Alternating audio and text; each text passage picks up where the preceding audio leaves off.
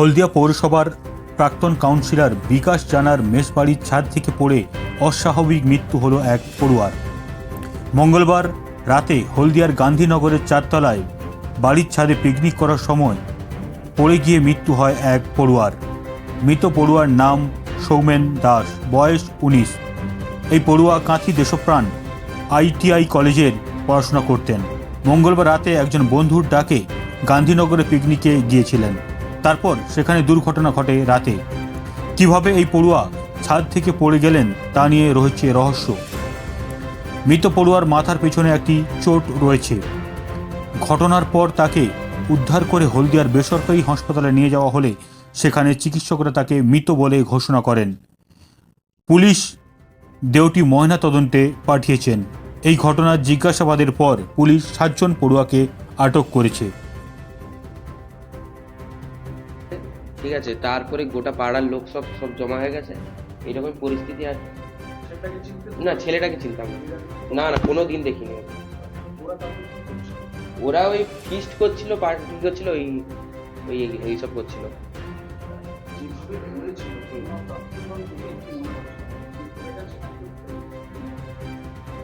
ওটা তো বলতে পারছি না কি এখন হয়েছিল বলতে, আমি স্টুডেন্টদের কাছ থেকে যা জানলাম যে ওর একটা বন্ধু আমার রুমে থাকে। তার রুমে ওরা যেহেতু পরীক্ষা শেষ হয়ে গেছিল, তাই একটা ফিস্টের প্রোগ্রাম করেছিল। তাই ওরা বন্ধুরা মিলে সন্ধ্যে 7টা থেকে নাকি রান্নাবান্না করছিল। ঠিক আছে, হঠাৎ করে আমার কাছে 9:40 ফোন আসে যে দাদা ওপর থেকে কে একজন পড়ে গেছে। অন্য একজন রুমের স্টুডেন্ট ফোন করে। তারপরে আমি গিয়ে ওকে ওখান থেকে তুলে নিয়ে গিয়ে BC রায় হসপিটালে নিয়ে যাই। কি মনে হয় পড়ে গেছিল না কেউ ফেলে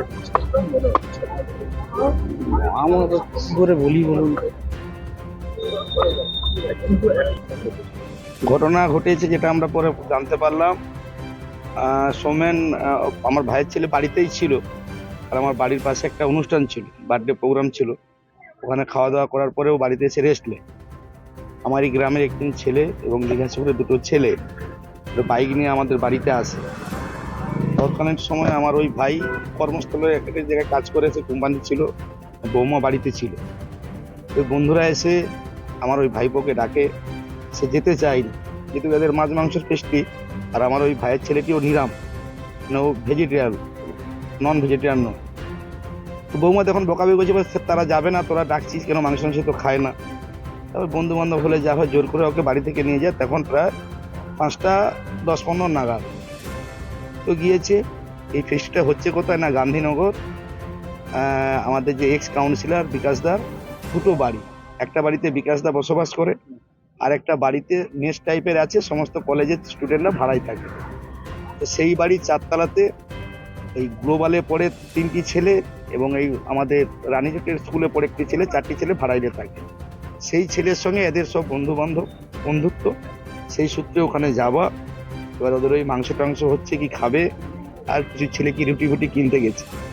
সেরকম একটা সময় আমার ওই ভাইয়ের ছেলে উপর থেকে 4তলার ছাদ থেকে নিচে পড়ে যায়। তো পড়ে যখন যায় তখন ওরা নাকি কেউ দেখেনি এবং জানেও না। কিছু সময় পরে, অন্তত আধ ঘন্টা আপনি ধরুন, আধ ঘন্টা পরে ওরা সেই সময় খাওয়া দাওয়া শুরু করবে, ঠিক ধরুন 10টা। সেরকম একটা সময় সৌমেনের খোঁজ পড়ে, মানে সৌমেন কথা করতে। তখন ওরা খোঁজ করে যখন পায়নি, উপর থেকে দেখে নিচে নাকি পড়ে আছে।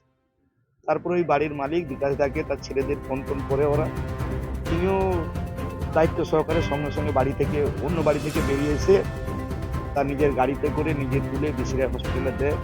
তারপরে আমাদের বাড়িতে ফোন আসে, ওদেরই একটা বন্ধু আমাদের বাড়িতে ফোন করে বৌমাকে জানায়। তারপরে বৌমার মারফত আমরা নিজের বিভিন্ন রকমভাবে কর্মের সঙ্গে যুক্ত ছিলাম।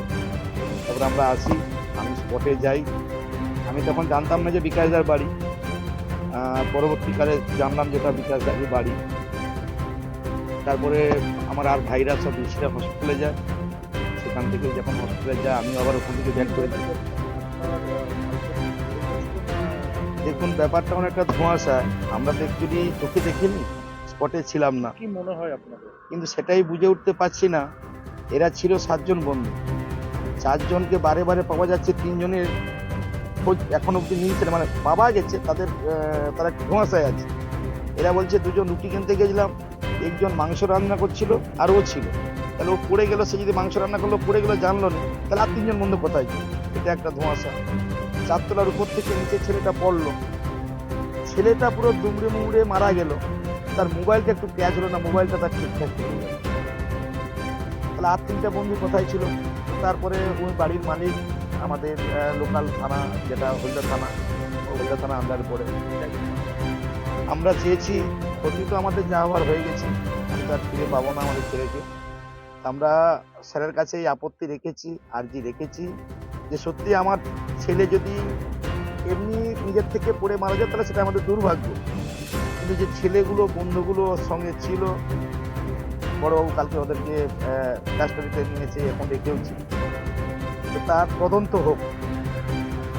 যদি ওরা ভুল না করে থাকে তাহলে এমনিই বেরিয়ে যাবে, আর যদি সত্যি ওরা কেউ ঠেলে দেয়, কি কিছু করে, কি ইয়ারি করতে করতে ঠেলে দিচ্ছে, তো অনেক সময় তো ইয়ারি করতে করতে তো ঠেলে দিচ্ছে, ওরা হয়তো পড়ে গেছে, পড়ে হতে গেছে, তো এরকম যদি হয় তাহলে তার দৃষ্টান্তমূলক শাস্তি হবে।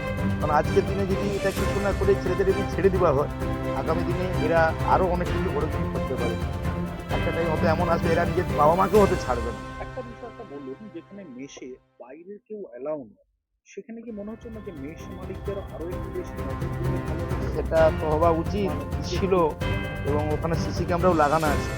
আমরা স্যারকে রিকোয়েস্ট করেছি যে ক্যামেরাটাকেও চেক করাবো, ক্যামেরাটাকে চেক করা হোক, ক্যামেরা সিসি ফুটেজ হয়, ফুটেজ নেওয়া হোক, ক্যামেরা চেক করা হোক।